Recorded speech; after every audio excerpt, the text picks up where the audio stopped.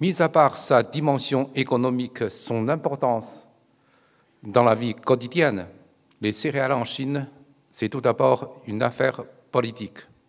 Pourquoi une affaire politique? Parce que lorsqu'on regarde l'histoire chinoise, chaque fois, on change la dynastie, on change le régime politique, c'était toujours causé par une famine, pénurie de céréales.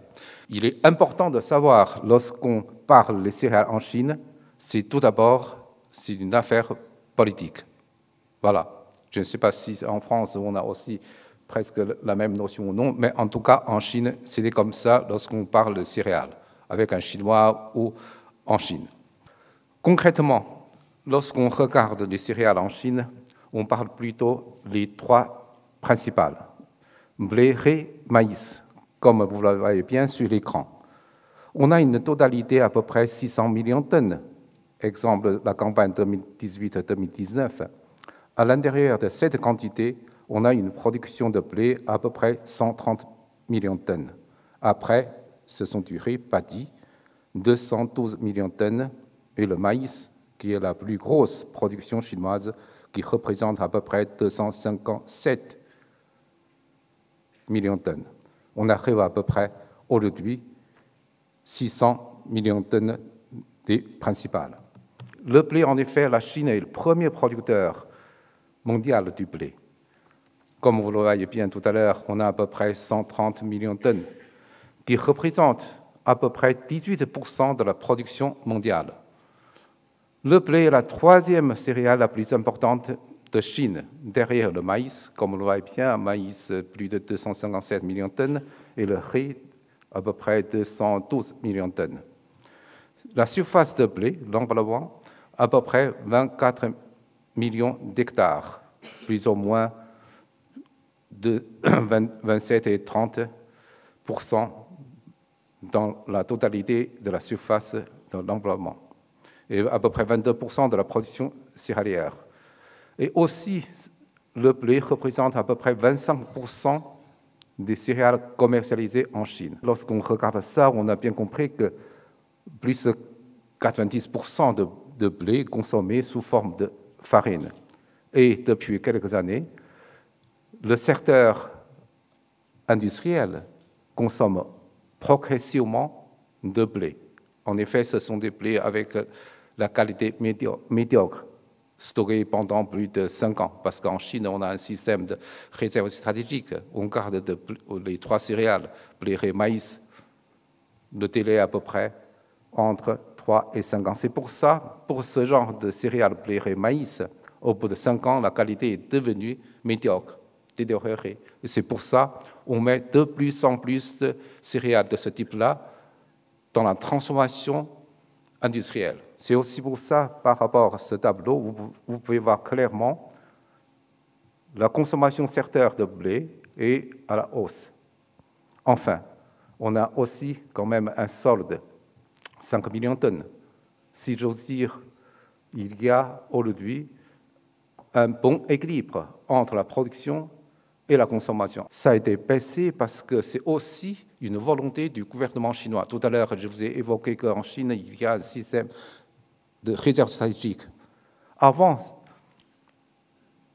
la Chine avait une politique de garder 6 mois de réserve de consommation, contrairement au seuil de sécurité établi par FAO, 3 mois. Aujourd'hui, les Chinois, les autorités chinoises, on a compris que ce n'est pas la peine de garder autant de céréales dans les stocks, parce que ça coûte cher. Et surtout, la qualité, au bout de 3 ans, c'est ce que je viens de vous dire, au bout de 3 ans, 5 ans, ça devient médiocre. On est obligé de les transformer, ça coûte cher. On a des milliards de yuan pour financer les stockages, pour financer les frais bancaires. C'est pour ça, volontairement et progressivement, on baisse cette quantité de réserves stratégiques, dont les 3 céréales, blé, riz, maïs, font partie. La Chine a aussi importe depuis quelques années une quantité de blé à peu près 4 ou 5 millions de tonnes. Qui est-ce qui alimente ce marché. En effet, ce sont les grands pays exportateurs, le Canada, l'Australie, les Américains, et ces derniers temps, il y a aussi un pays émergent, mer Noire, c'est l'Ukraine. Le pays Ukraine arrive en effet depuis quelques années, et en plus, cette tendance est irréversible. Je vais vous parler aussi que la Chine a loué des terres dans ces pays-là, donc une partie de la production sera ramenée vers le marché chinois. Bien sûr, une partie de ces blés ou orge, ce sont des exportations normales. Et aussi, quelquefois, ce sont aussi des exportations en drogue. La Chine donne plutôt des machines de l'industrie légère, et l'autre côté, qui exporte de maïs ou de riz. C'est aussi pour ça que cette tendance, l'exportation du blé ukrainien vers le marché chinois, je crois, ça devient vraiment quelque chose de régulier. Le riz, on a une production à peu près 212 millions de tonnes. En Chine, même si on est un grand pays producteur de riz, et on importe aussi du riz, en effet, on importe plutôt des pays Sud-Asie, à peu près 3 ou 4 millions de tonnes. Cette tendance aussi à la hausse. Pourquoi? Parce que le riz qu'on consomme essentiellement dans le sud. Et c'est aussi pour ça la Chine, même si la Chine est un grand producteur de riz, et on importe de plus en plus de riz à cause des pertes des terres agricoles, concrètement des rizières, dans la construction des infrastructures et surtout dans la création des zones industrielles dans le sud. C'est pour ça, dans les prochaines années, la Chine va importer de plus en plus de riz. La mécanisation de riz, en effet, c'est le plus faible, à peu près 40%, le taux de mécanisation. Pourquoi? Parce que le riz se produit tout à l'heure, je vous ai dit, plutôt dans la partie sud. Sud, ce sont la plupart, ce sont des régions collines. C'est aussi pour ça qu'il est difficile de mécaniser cette production. C'est pour ça, en Chine, parmi les 3 principales céréales, la mécanisation de riz, c'est plus faible, aux alentours de 40%. Le maïs, c'est la première céréale en Chine, avec une quantité à peu près 257 millions de tonnes cette campagne. Mais pourtant, depuis 2 ans, la Chine est devenue un pays déficitaire en production de maïs. Une des raisons, c'est ce que je viens de vous illustrer, c'est-à-dire volontairement, la Chine veut baisser la surface de la production de maïs, surtout dans les régions qui ne sont pas très propices de la production de maïs, parce que le maïs, quand même, on a besoin de l'eau, il n'y a pas assez d'eau. C'est pour ça qu'on supprime certaines surfaces de la culture de maïs. Alors, comment on fait? On importe à peu près 5 millions de tonnes, 4 millions de tonnes, et on consomme les réserves stratégiques. Aujourd'hui, d'après une estimation, dans les réserves stratégiques, on a encore plus de 90 millions de tonnes de maïs dans les magasins des réserves stratégiques. On consomme ces maïs-là, mais ça ne va pas durer longtemps. On pense que dans 2 ou 3 ans, la Chine va importer davantage ou massivement du maïs depuis le marché mondial. En effet, lorsqu'on regarde les pays fournisseurs de maïs, comme ce que je viens de vous dire, aujourd'hui, le premier, c'est l'Ukraine. Après, c'est les Américains et aussi quelques pays Sud-Asie. Et c'est aussi pour ça, aujourd'hui, il faut qu'on prépare.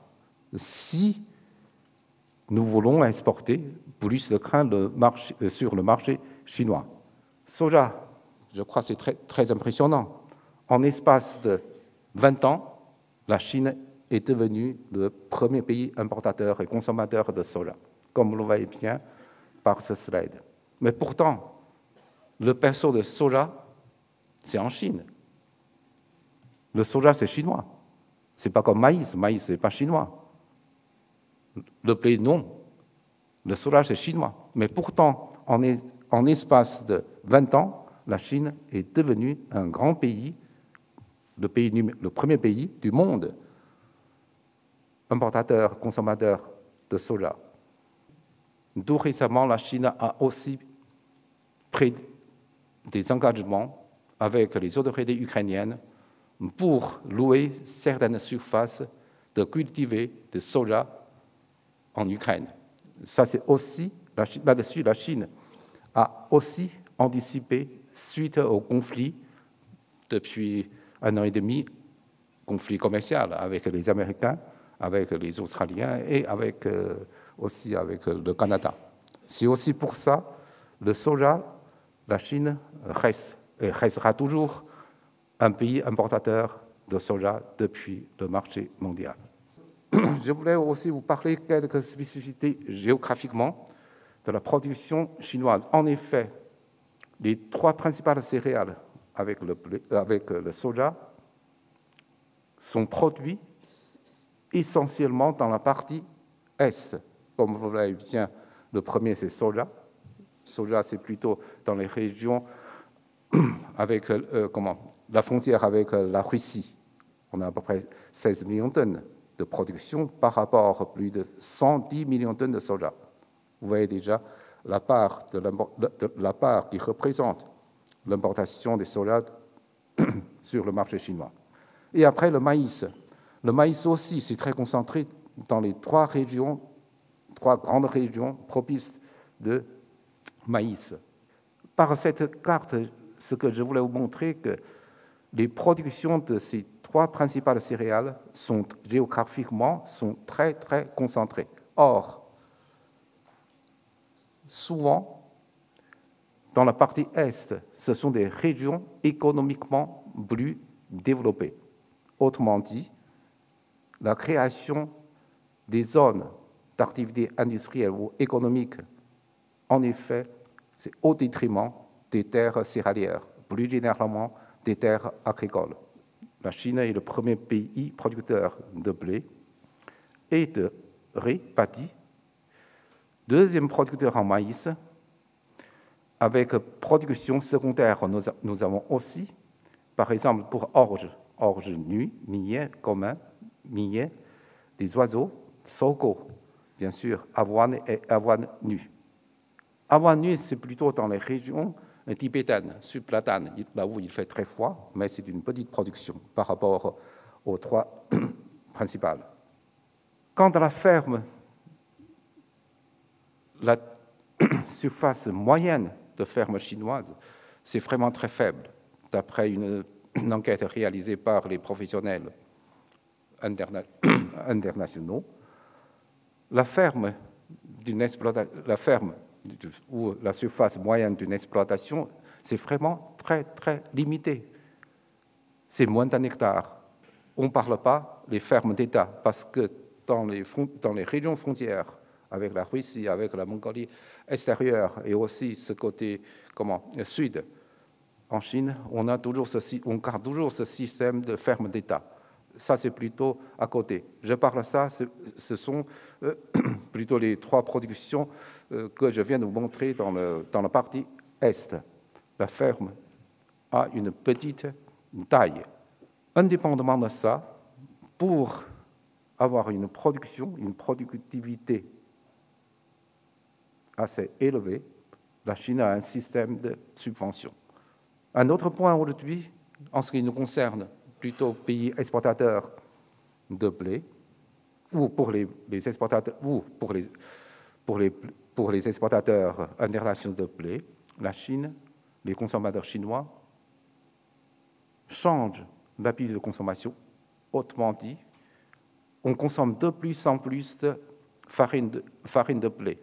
Pourquoi? Parce qu'avec l'élévation du niveau de vie, et on mange plus de farine, qui a plus de valeur nutritionnelle par rapport au riz, premièrement. Et deuxièmement, aujourd'hui, avec la jeune génération, on n'a pas beaucoup de temps pour passer je ne sais pas, 2 heures, 3 heures, lundi, vendredi, à la maison, préparer du riz. On n'a pas le temps.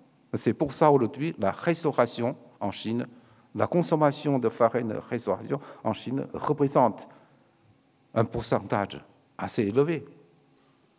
La Chine est structurellement importateur de l'orge brassicole. Même si la Chine est un grand pays, je crois que c'est le premier pays producteur de bière, à peu près 40 millions de tonnes de production de bière. Or, la Chine n'est pas un grand producteur de l'orge brassicole. On a à peu près, tout compris, 1,8 million de tonnes d'orge. L'intérêt de cette quantité est à peu près un tiers, c'est-à-dire 600 000 tonnes d'orge brassicole. Et c'est pour ça la Chine est structurellement importateur de l'orge brassicole. Là-dessus, je mets le tableau, le drapeau français. La France, c'est un des grands pays exportateurs de l'orge brassicole sur le marché chinois. Bien sûr, il y a quelques années, on a bien saisi l'opportunité pour exporter l'orge fourragère, mais l'importation de l'orge brassicole, c'est quelque chose de durable et ça va durer. L'orge française, c'est assez compétitif par rapport au niveau qualité,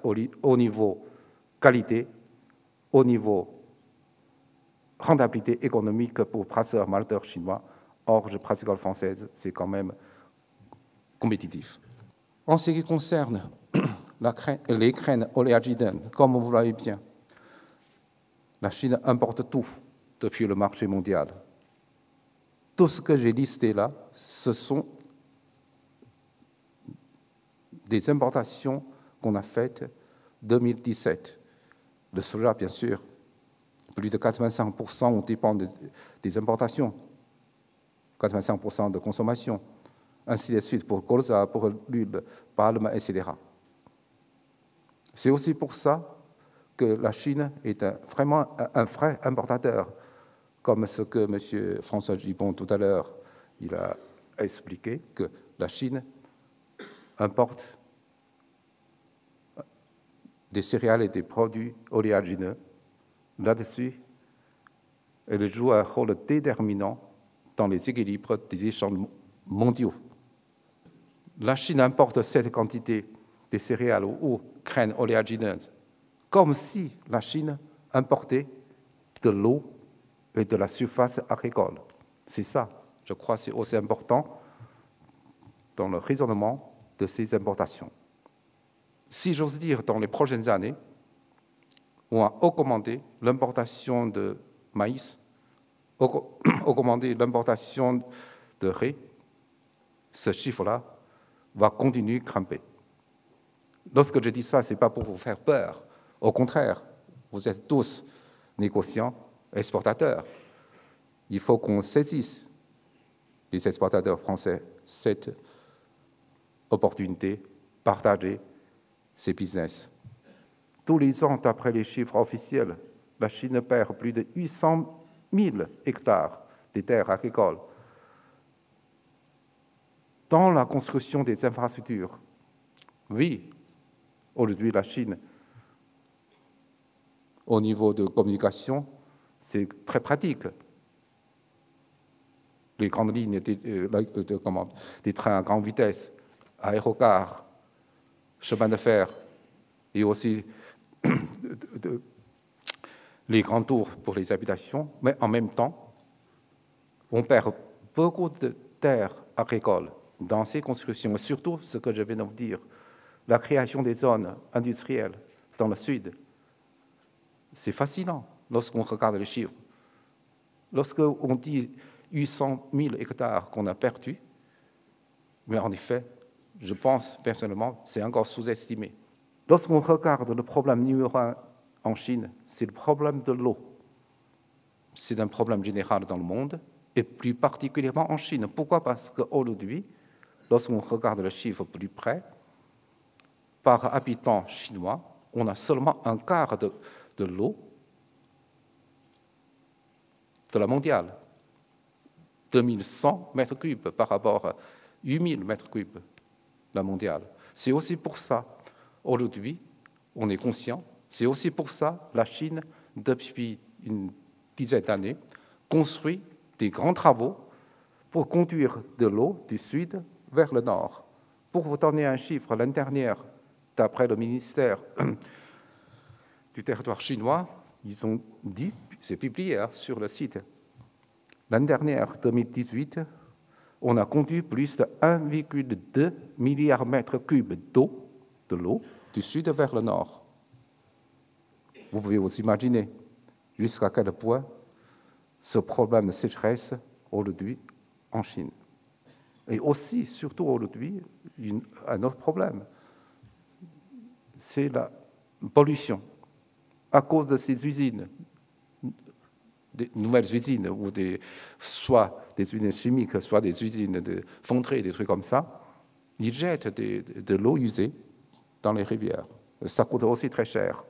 Et c'est aussi pour ça que la Chine a pris aussi des précautions pour construire des usines pour traiter des eaux usées. Et d'ailleurs, il y a aussi des grandes entreprises françaises qui participent à ce genre de grands projets. Aujourd'hui, on a encore plus de 180 foyers agricoles en Chine qui travaillent réellement au champ. Et en même temps, on a aussi un autre problème au niveau de la main-d'œuvre. Comme 280 millions de jeunes Chinois paysans qui travaillent au champ, donc à la campagne, on a de moins en moins de main-d'œuvre. C'est aussi pour ça, en tenant compte de tous les grands défis que je viens de vous évoquer, tant sociaux qu'environnementaux, le gouvernement chinois en 2013 a modifié la politique d'autosuffisance. La Chine avait cherché pendant de nombreuses années pour être autosuffisant, indépendant des céréales, des marchés, de l'importation des céréales depuis le marché mondial. Or, en tenant compte de tous ces problèmes contraintes liées aux ressources naturelles, le gouvernement chinois en 2013 a déclaré une nouvelle politique au niveau de l'autosuffisance. On dit, d'après ce message, on dit à moyen terme, c'est-à-dire de 2013 à 2023, l'autosuffisance pour le riz, pour le blé, on maintient 90%. Mais au-delà, dans quelques années, c'est ce que je viens de vous dire, au-delà de 2023, l'objectif est visé plutôt 80 et 85%. Cette fois-ci, on met aussi le maïs dans le boucle, c'est-à-dire le blé, riz, maïs. Si on arrive l'autosuffisance 80 et 85%, c'est fantastique. Et c'est aussi pour ça que la Chine va importer davantage du maïs, des socos, de l'orge foragère pour alimenter la filière d'élevage. Tout ceci pour vous dire que la Chine restera certainement, lorsqu'on a regardé tous ces problèmes, toutes ces tendances, industrialisation, etc., restera un grand pays importateur des céréales et aussi des produits oléagineux. Voilà, c'est le message que je voulais, mesdames et messieurs, Monsieur le Président, je voulais vous passer. Il me reste qu'à vous remercier. Merci de votre attention. Merci, mesdames et messieurs. Merci, Monsieur Li.